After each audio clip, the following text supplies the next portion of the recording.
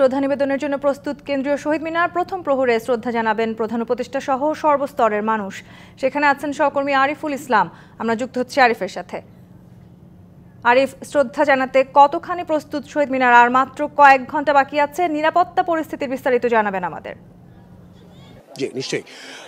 তনি যেটা বলছিলেন যে নিরাপত্তার যে বিষয়টি, সেটা কিন্তু ডিএমপি কমিশনার যেটা জানিয়েছেন যে 4 স্তরের নিরাপত্তা বেষ্টনী সাজানো হয়েছে এই আন্তর্জাতিক মাতৃভাষা দিবস উপলক্ষে কেন্দ্রীয় শহীদ মিনার চত্বরটাতে।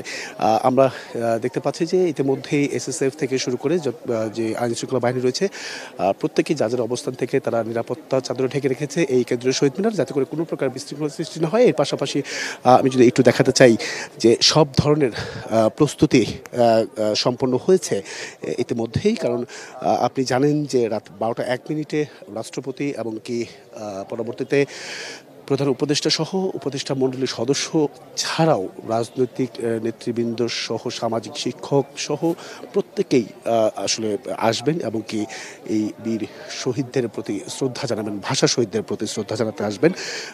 আর একটি বিষয় জেনে রেখি যে 12:40 পর থেকে সর্বস্তর মানুষের জন্য উন্মুক্ত করে দেওয়া হবে এই শহীদ মিনার প্রাঙ্গণটি।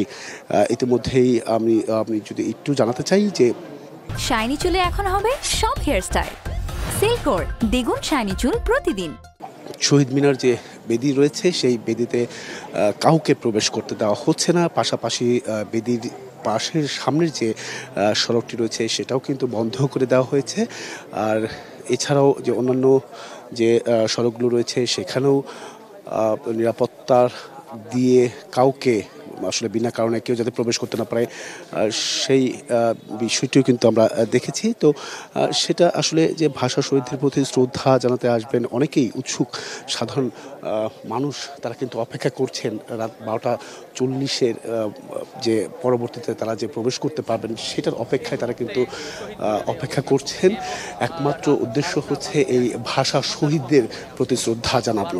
আর আরেকটি বিষয় জানিয়ে রাখি, তাদের এবারে যে বিষয়টি হচ্ছে সেটা হচ্ছে আন্তর্জাতিক যে মাতৃভাষা সেই বাংলা ভাষাটাকে সর্বত্রই যাতে প্রচারণা বা প্রচলনের ব্যবহার যে বেশি হওয়া প্রয়োজন সেই বিষয়টা জোর দাবি কিন্তু তারা জানিয়েছেন। তো এই ছিল এখান থেকে তনি সবশেষ।